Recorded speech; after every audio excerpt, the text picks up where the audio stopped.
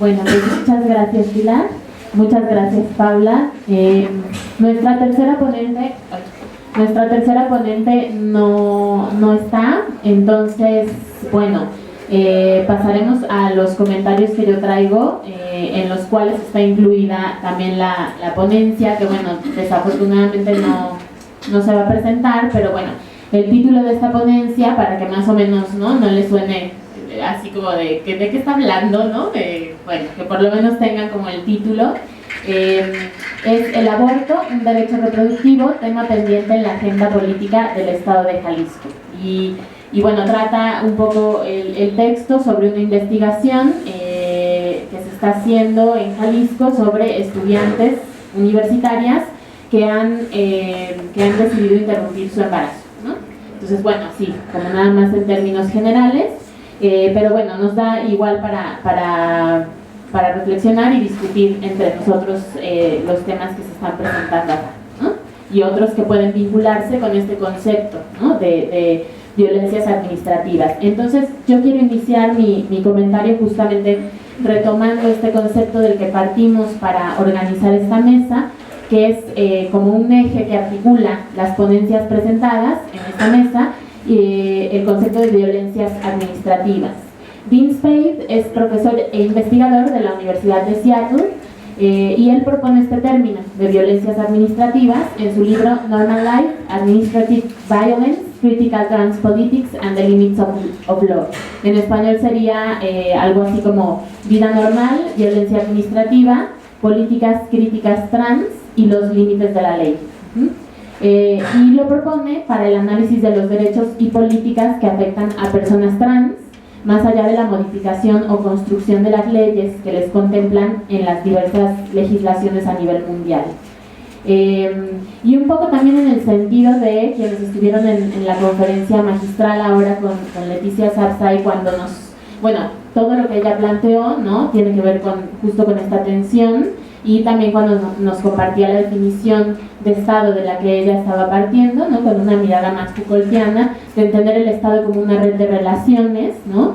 Que tiene como dos dimensiones, o podríamos entenderlo así, como con dos dimensiones, lo que está establecido en las legislaciones y lo que se lleva a la práctica, ¿no? Entonces, este concepto va mucho como en el análisis de los puentes que se van tendiendo, o de las tensiones que se van construyendo y viviendo en la vida cotidiana entre estas dos dimensiones, ¿no? Y las dos ponencias que hemos escuchado pues tienen mucho de esto, ¿no?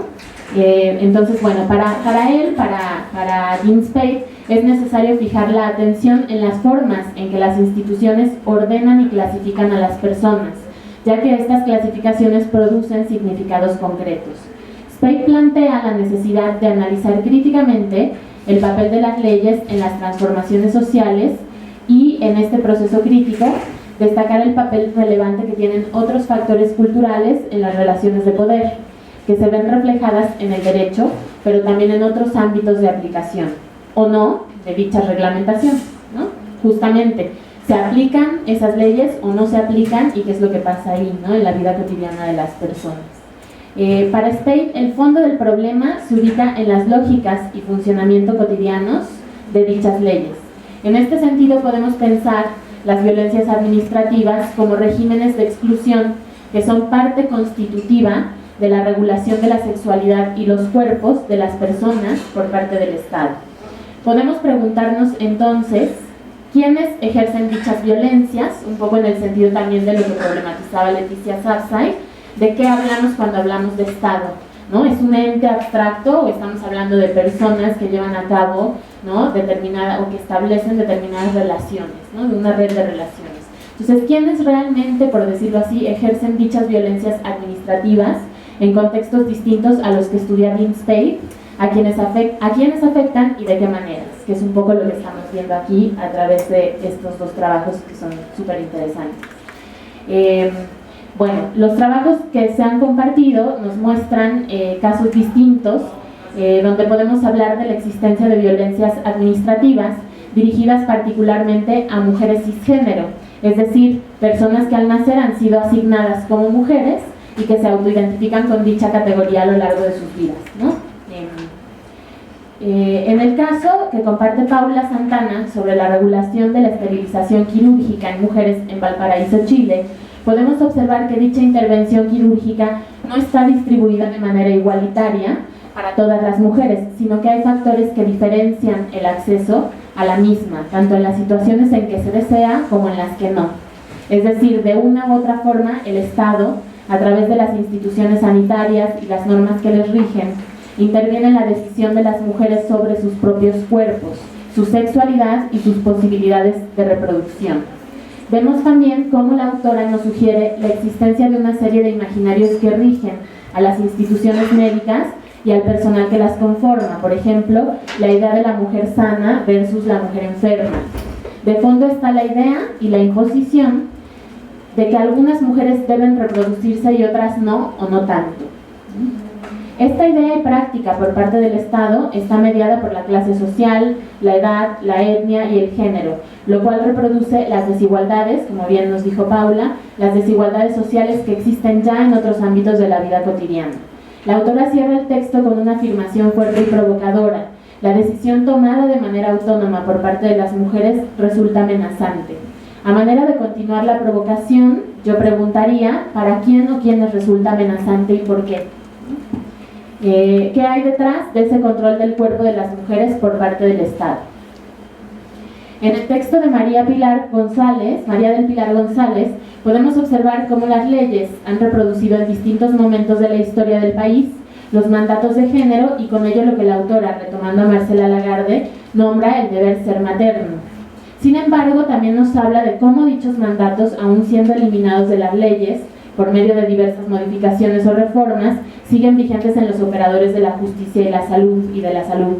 Las implicaciones de ambos niveles de dichos mandatos de género tienen que ver con el fortalecimiento de algunos imaginarios que mantienen en desventaja a las mujeres frente a los varones en diferentes situaciones de la vida cotidiana, como puede ser el acceso al trabajo o al reconocimiento social en ámbitos extradomésticos.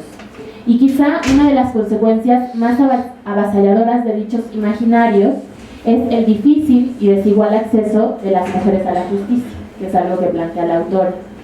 La pregunta que yo lanzo para la reflexión tiene que ver con un punto neural de la exposición de Pilar. ¿Cuáles son las posibilidades de desmantelamiento de los imaginarios de la mujer madre, no solo en las leyes, sino en las propias mujeres que asumimos el papel de la indicada por naturaleza para cuidar de las criaturas humanas? El observar y poner en la mesa para la discusión la naturalización de la custodia de los hijos por parte de la madre es un acierto para el caso de análisis que propone la autora y sobre el que sería muy relevante profundizar, justamente retomando el tema de los imaginarios, ¿no? Y esta problematización de el concepto de Estado, de qué hablamos cuando hablamos de Estado y de estas violencias que se ejercen y se llevan a la práctica. Y bueno, el texto de María Estela Márquez sobre el aborto en la agenda política de Jalisco también nos permite acercarnos a algunas de las formas en que las instituciones del Estado regulan no solo los cuerpos de las mujeres, su libertad y sus vidas, sino que también, ponen un riesgo ahí, ¿no?, en juego. El riesgo al que se enfrentan algunas mujeres que deciden interrumpir el embarazo en el contexto que dibuja el autor es muy alto. No solo pueden ir presas, sino que pueden morir o tener complicaciones de salud muy serias. La riqueza del trabajo de Estela son los datos empíricos que muestra, basados en las narraciones obtenidas a través de las entrevistas. Vale la pena profundizar en las diversas experiencias que se recuperan a través de esta investigación e insistir en la figura y rol de dichas mujeres como mujeres disidentes, que es algo que plantea la autora. Mujeres que se niegan a seguir el rol asignado socialmente, el de ser madres, sí, pero también el de ser personas que no deciden sobre sus proyectos de vida, sobre los riesgos que están dispuestas a asumir en esta negativa de ser madres. Y esto también se vincula con lo que hablaba la conferencista Leticia Sapsay sobre la forma en que construimos a los sujetos de estudio quienes hacemos investigación, ¿no? Cómo vamos entendiendo, por ejemplo, el concepto de vulnerabilidad, ¿no? O sea, darle la vuelta a estos conceptos que de pronto victimizan a las personas es muy relevante en estos temas que a nosotros nos importan. No es lo mismo pensar que las mujeres son víctimas de algo a pensar que son disidentes al llevar a cabo una acción, pero que aún así están en un riesgo muy alto de morir, ¿no? O sea, ahí se está problematizando la categoría y la situación que se está analizando. De nueva cuenta, el tema de la autonomía aparece en este trabajo. De la mano con los dos anteriores trabajos, el de Paula y el de Pilar, podemos intuir que sucede algo, algún malestar social con la toma de decisiones de las mujeres que ha de ser regulado por el Estado y sus instituciones. También destaca en este trabajo la experiencia diferenciada de las mujeres dependiendo de la clase social a la que pertenecen, como ya nos comentaba también Paula. Sin embargo, preguntaría a la autora si quienes pueden acceder a servicios privados para la interrupción no arriesgan su vida también, y si en dado caso es la clandestinidad o la pobreza en sí misma la que aumenta el riesgo de salud de las estudiantes que deciden interrumpir su embarazo, ¿no? Pensar si se reproducen desigualdades ya existentes a partir de estas situaciones. Y para terminar, los tres trabajos nos permiten reflexionar críticamente sobre las formas en que el Estado, por medio de las diversas instituciones, irrumpe en la vida de las mujeres cisgénero, en sus cuerpos y en las posibilidades de decidir sobre sus propias vidas y deseos. Las violencias administrativas en estos tres casos nos mostrarían que la reproducción de las desigualdades sociales, tanto por género como por edad, clase social y etnia, abonan a un sistema social jerarquizado que se impone a través de mecanismos que en algunos casos son explícitos, como las leyes y normas, pero que en otros funcionan de manera sutil, a través de puentes que dichas instituciones tienden hacia la vida personal de los sujetos sociales que las operan. Esos serían mis comentarios generales y bueno, pasaría a que ustedes puedan elaborar preguntas o hacer comentarios y después que las autoras puedan responder, ¿no? Entonces no sé quién quiera comentar o preguntar. Sí.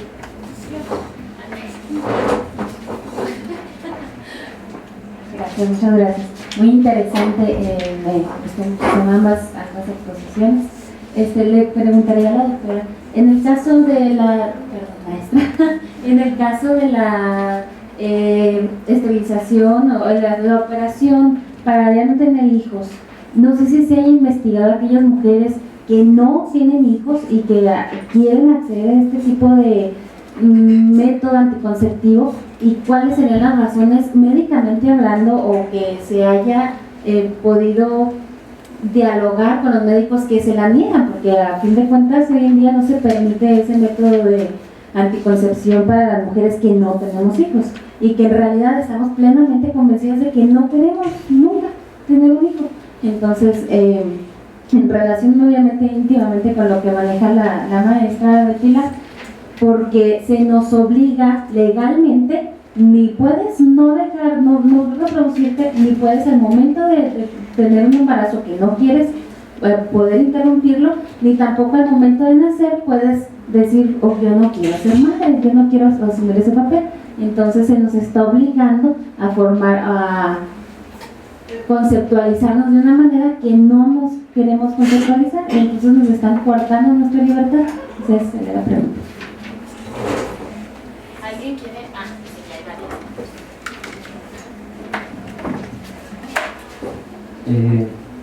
Bueno, bastante interesante la ponencia, el comentario igual. Yo voy a comentar algo.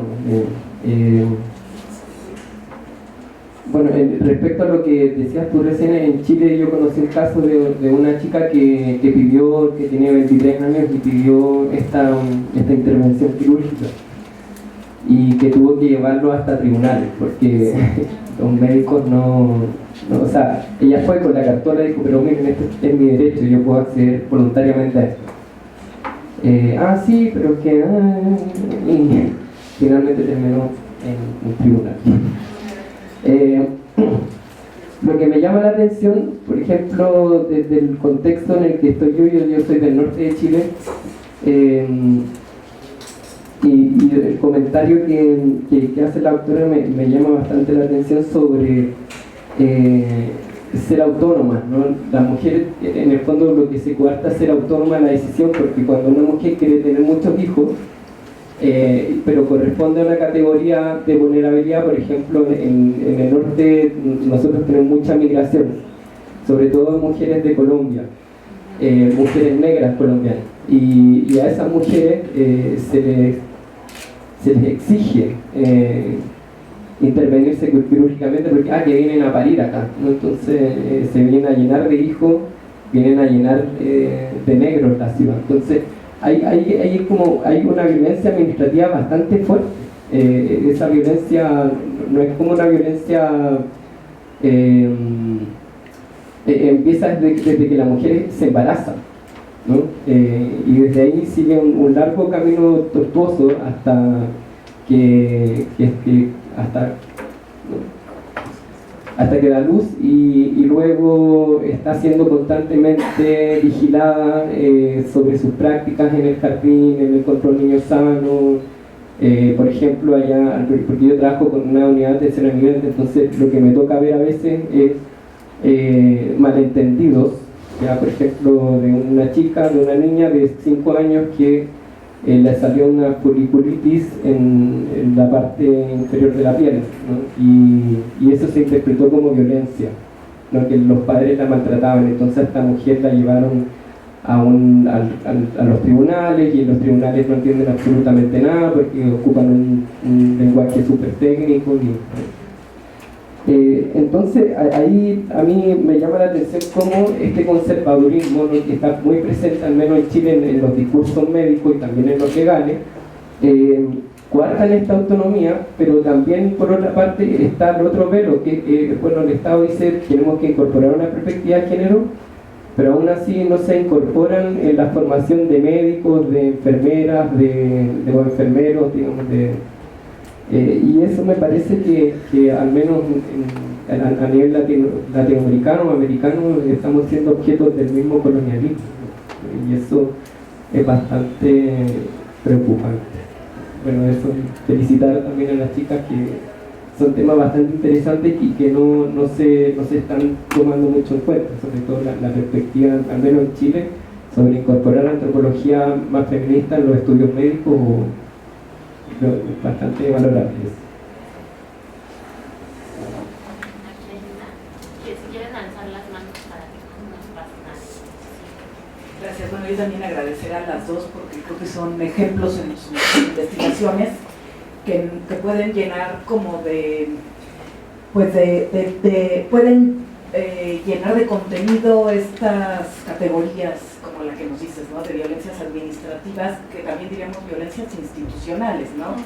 Y bueno, ahí me iría un poco a la Convención Belén do Pará cuando habla de violencia institucional contra las mujeres, ¿no? Entonces, obviamente violencias institucionales en el campo de la salud sexual y reproductiva, en el campo de los derechos sexuales y reproductivos.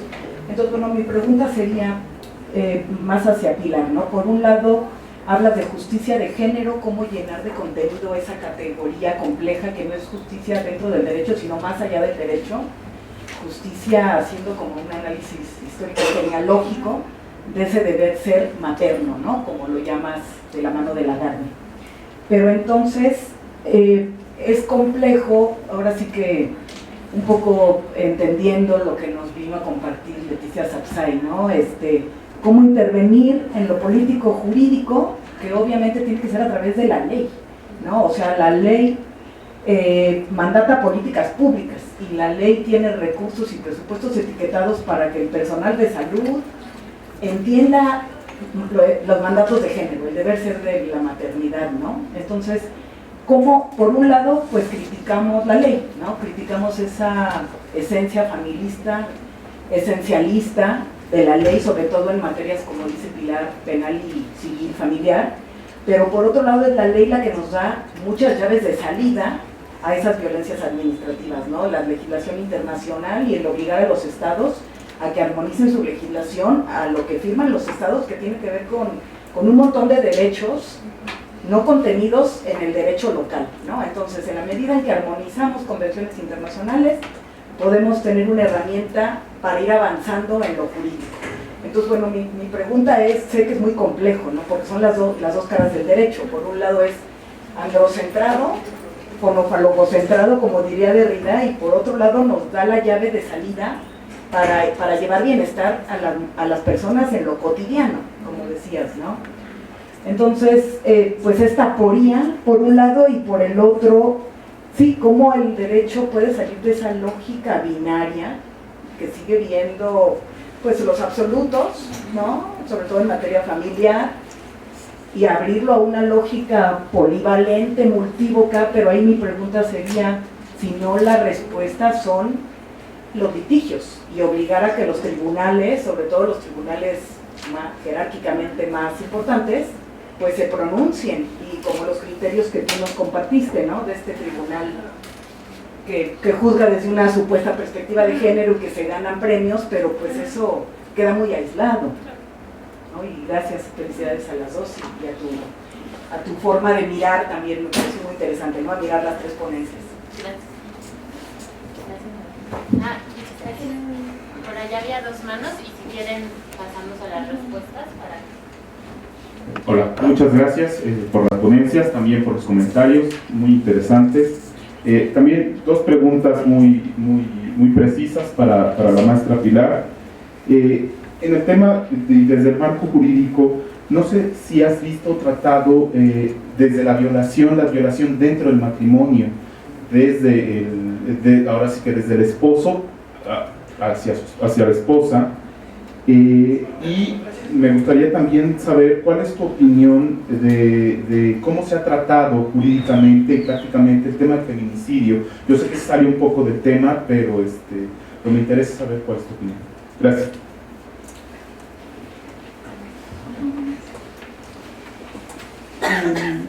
Mi pregunta es para la maestra Paula. En tu investigación, si nos podrías comentar cuál es la dimensión que has encontrado de las políticas etnocidas, ¿no?, hacia mujeres indígenas con esterilizaciones forzadas, con políticas clarísimas de blanqueamiento social. Por ejemplo, el caso de Perú, Bolivia es muy claro. No sé cómo Chile ha reaccionado de este fenómeno. El caso de México también es muy claro, ¿no? La política de blanqueamiento y en palabras de Foucault, el biopoder, qué cuerpos valen más y qué cuerpos valen menos, por lo tanto pues hay que desaparecerlos, ¿no? Un poco por ahí. Pasamos a las respuestas y después podemos seguir.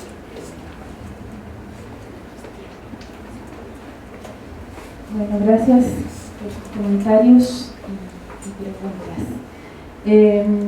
Bueno, justamente Chile representa de alguna manera una situación excepcional o distinta a lo que sucede en otros países de Latinoamérica en relación a la esterilización, porque en Chile se han dado situaciones de esterilización más que forzada, no consentida o no informada, ¿no es cierto?, pero en grupos muy específicos, como por ejemplo en mujeres que viven con VIH. No encontré información sobre que se hubiera hecho, por ejemplo, sobre población indígena. Antiguamente yo pienso que sí, pero no hay reportes sobre eso. Y por lo tanto, pienso que mostrar la otra cara de la moneda de la esterilización cuando es voluntaria, pero que aún así se niega, es otra manera de cómo el Estado actúa controlando el cuerpo de las mujeres y interviniendo sobre la decisión autónoma que puedan tomar. Entonces, ese contrapunto me parece súper interesante para mostrar que justamente que cuando no se cumple con la maternidad o con el rol materno, o cuando las políticas, y lo quise poner en ese contexto, un contexto más geopolítico y poblacional, o sea, más macropolítico, porque en definitiva el decidir tener hijos o no tener, cuántos hijos tener, es una cuestión que va a impactar a nivel de, digamos, mínimo de la comunidad donde vivimos. Entonces, por eso la intervención es tan fuerte y tan feroz, o sea, no solamente en el ámbito de la esterilización, sino que en el aborto y en todo ámbito donde es la decisión nuestra respecto a la capacidad reproductiva lo que se está viendo.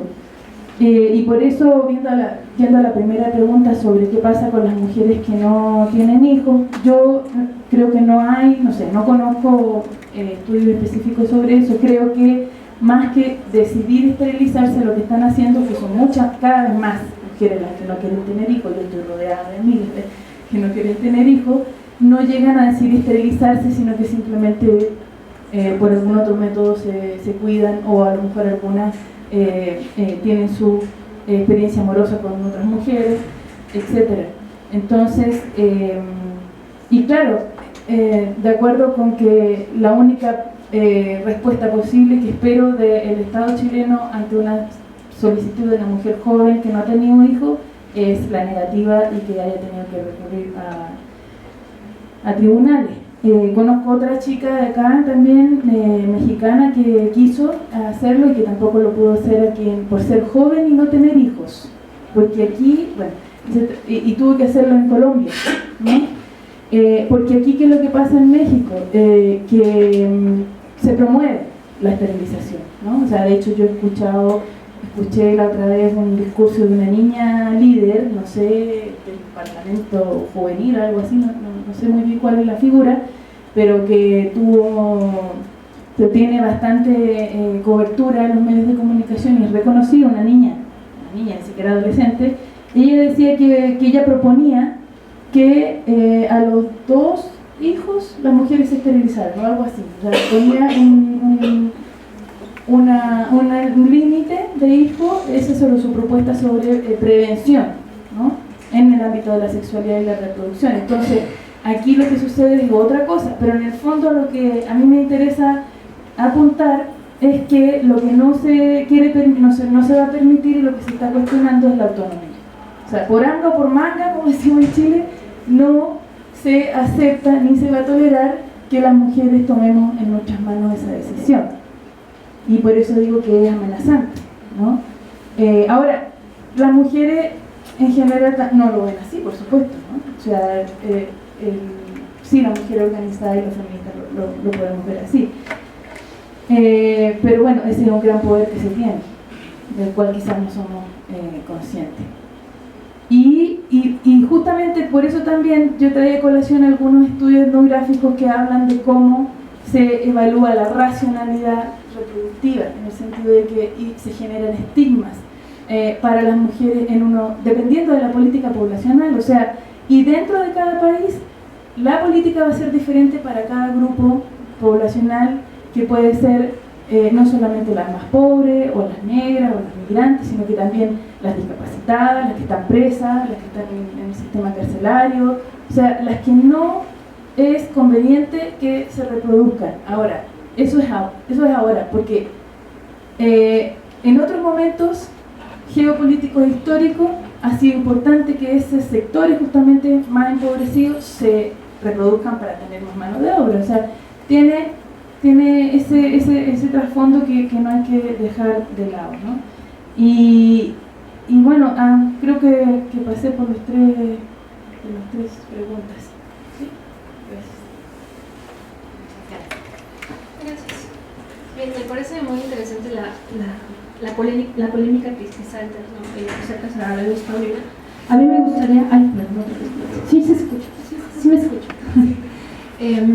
Comenzar con esto. Yo, para realizar este trabajo, me puse a revisar unas recomendaciones viejas, ¿no?, antiguas que me habían hecho. Revisar la ética del placer, ¿no?, el trabajo de Graciela Hierro, justamente desde ya antecedentes, ¿no?, que me hacen repensar el tema de la sexualidad y la reproducción, y que Graciela creo que lo ponía muy bien, y ella defendía esto, ¿no?, la posibilidad de la autonomía, ¿no?, del conocimiento propio, de seleccionar proyectos propios, pero también reconocer que este placer como proyecto de vida, ¿no?, pero también la procreación como proyecto de vida, que también debería ser defendido y entendido.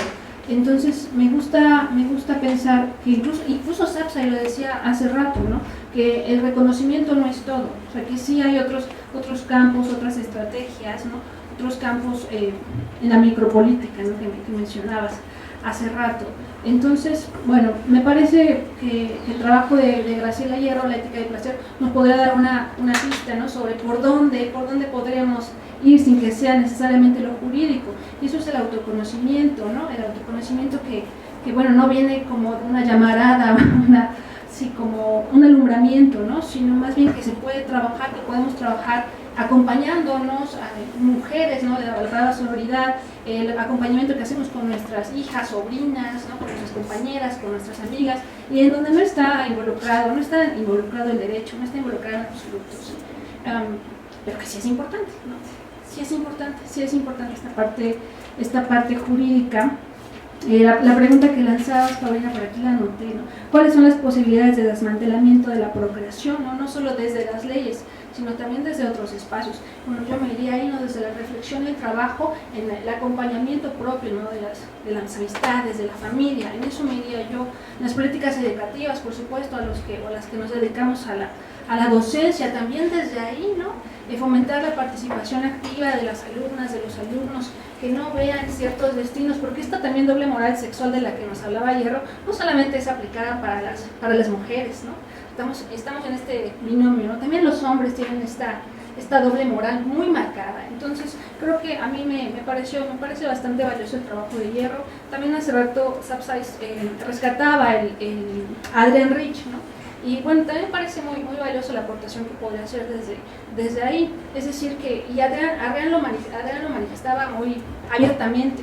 Ella no estaba en contra, ¿no?, o no estaba proponiendo eliminar la maternidad, de alzarnos, ¿no?, en contra de la procreación, sino más bien de reconocer que las mujeres también pueden tomar la propia voz y decidir sobre sus propios proyectos. Eso también es una idea bastante interesante y que hay que retomar. Bien.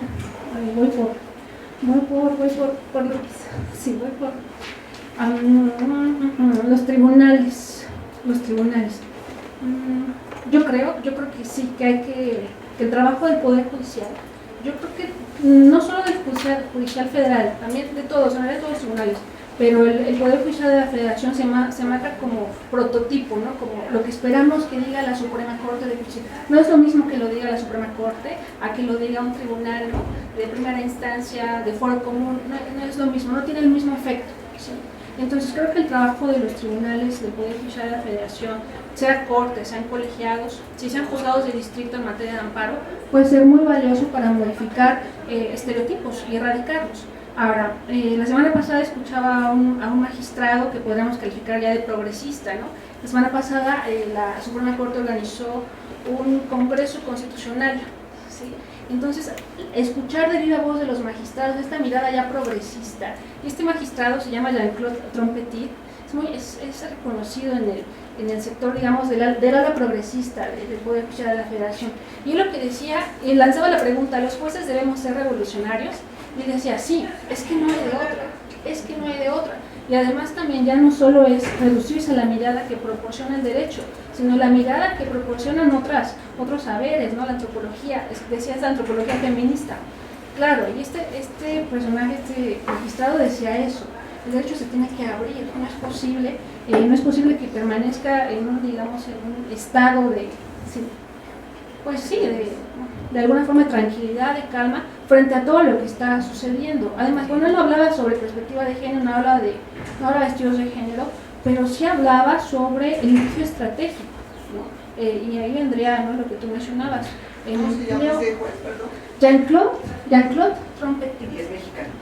Es mexicano, pero sí seguro tiene ascendencia francesa por el nombre, pero es mexicano. Sí, ya lleva años colaborando, trabajando en el Poder Judicial de la Federación. Él está en un tribunal colegiado administrativo ahora. Sí. Pero, bien, o sea, él hablaba sobre el litigio estratégico, y también mencionando, lo relaciono con lo que decía Sapsay hace rato, que en este ejercicio de democracia, las democracias que podemos considerar como débiles favorecen que la población acuda a resolver problemas, ¿no? Y los problemas de género, la justicia de género no está exenta de que se acuda a los tribunales para buscar respuestas y para buscar una protección. Entonces sí creo, aunque él no hablaba precisamente de esta justicia de género, de los problemas de género, bueno, que sí enmarca, y el litigio estratégico es una de las herramientas que junto con el derecho internacional de los derechos humanos pueden servir para forzar, ¿no? Para utilizar este derecho en esta doble cara, en esta doble faceta. Yo les mencionaba la cita de Alicia Ruiz, ¿no? Que ella dice, bueno, es que es una paradoja, ¿sí? Así como el derecho contribuye a fortalecer relaciones de poder, por el otro lado también puede servir para su transformación. Entonces, bueno, al final creo que no es, sí, igual sí me malentiendo, pero no, el derecho no es la única opción, pero es un aliado muy valioso y creo que no podemos descartarlo, al menos no tener la ligera. ¿Qué más? Sobre el delito de violación. Yo creo que tú sabes o has escuchado que este fue un tema incluso de las primeras discusiones que llegaron al Poder Judicial de la Federación, la violación entre cónyuges. Se me hace que sí sabías más o menos, ¿verdad? No tiene mucho que, bueno, en 2002, si no me recuerdo, no recuerdo bien el año exactamente, pero antes de este año, lo que sucedía es que la violación entre cónyuges se consideraba, para las que no saben, el ejercicio individual de un derecho. Así se le llamaba, o sea, como el débito conyugal o el débito carnal era una obligación entre cónyuges, entonces cuando aparentemente existía el delito de violación, pero era entre cónyuges, no era violación, sino que un juzgador o una juzgadora decía, no, eso es el ejercicio indebido de un derecho. O sea, pues sí cometiste un ilícito, te pasaste, pero violación no es. O sea, te excediste del derecho, no sé si, te excediste del derecho que te da el Código Civil, pero no es violación. Bueno, ¿eso qué equivalía? ¿Cuáles eran los efectos? Pues que las sanciones eran prácticamente mínimas o nulas. O sea, había, no sé, multas, ¿no? Una multa que nada se comparaba con la sanción del delito de violación. Y es que también yo creo que estas sentencias son de las primeras en las que el Poder Judicial de la Federación, ¿sí?, se exhibe, ¿no?, expone públicamente que no, o sea, que no es cierto, que la violación entre cónyuges sí es un delito, que sí es violación y no es el ejercicio indebido de un derecho. Eso ya tiene, pues sí, más de 10 años que este criterio quedó ya establecido. Aunque sí, yo mencionaba hace rato que el gran problema también legislativo es que tenemos 33 códigos penales, y aunque sí la mayoría hace esa referencia explícita, tal cual dice la violación entre cónyuges es violación, hay unos que no lo hacen, hay códigos que no lo mencionan. Entonces puede ser que quede también al arbitrio, ¿no?, de la autoridad definir si se trata de violación o no. Pero bueno, o sea, este criterio, o sea, ya se ha trabajado desde hace ya, pues, varios años. Sobre mi opinión sobre cómo se ha tratado jurídicamente el tema de feminicidio, jurídicamente, legislativamente o en donde bueno, aquí tengo a experta en feminicidio, al vocablo feminicidio. El vocablo feminicidio. Bueno, pues Lourdes Enríquez, aquí presente, expone una idea con la cual yo concuerdo perfectamente, que hay vocablos que se requieren usar de forma estratégica, y uno de ellos es el vocablo feminicidio. Yo me acuerdo mucho, ¿no?, en alguna sesión que nos decías, bueno, es que lo que no se nombra no existe, ¿no? Entonces puede haber encuentros y desencuentros, ¿no?, incluso desde el mismo ámbito legislativo de sí o no introducir el vocablo feminicidio en los códigos. La realidad es que ya existen todos los códigos penales del país, excepto el Estado que dio origen, ¿no?, que dio origen a la movilización. Es decir, que está en todas las entidades federativas, menos en Chihuahua. Menos en Chihuahua, por la de Ciudad Juárez. Ustedes recuerdan que es desde ahí donde empieza la visibilización del fenómeno, de la problemática del feminicidio. Entonces yo creo que sí, que es el uso estratégico de un vocablo que visibiliza la violencia extrema en contra de las mujeres, la violencia llamada también la violencia feminicida. Creo que es un uso estratégico. Creo que es complicado, o que ha sido complicado también, cómo hacer que un operador judicial, un operador del derecho, pueda entender a qué se refieren las razones de género, ¿no? Si han leído el tipo penal de feminicidio, dice a quien por razones de género prive la vida a una mujer. Bueno, imagínense que eso lo lee un juez o una jueza que no tiene idea ni de qué es el género. Entonces también hay una crítica ahí, ¿no?, sobre la diversidad de razones de género. Bueno, yo al principio de la ponencia platicaba sobre una de las exigencias del Comité Cerrado de Armonización Legislativa. Esa podrá ser una ayuda, pero también, bueno, por mucha ley que tengamos, Si el operador jurídico no ha entendido, no le ha llegado la capacitación o la capacitación es insuficiente, pues sí, entonces no va a entender qué significa eso. Ahora, también en este tema la Suprema Corte ha tenido un papel muy importante. Ahora se ha escuchado la sentencia de Mariana Lima, de feminicidio justamente, donde marca una postura ya firme de que en toda muerte violenta de una mujer debe existir como línea de investigación, como una de las líneas, o sea, no se debe descartar, sino que como una línea de investigación el feminicidio. Entonces también esta sentencia que se dictó, si no me recuerdo, el año pasado, pues hace referencia al uso de la perspectiva de género en la investigación, en las diligencias ministeriales. Eso también es muy interesante, ¿no? El uso de otros saberes, de otras disciplinas, ¿no? Para la investigación de un delito. ¿Sí? Entonces, bueno, por eso eso sí. ¿Alguien más quiere preguntar? ¿Tiene algún comentario? ¿Alguna inquietud? ¿No? Bueno, seguro. Muy bien, pues entonces les pido un aplauso para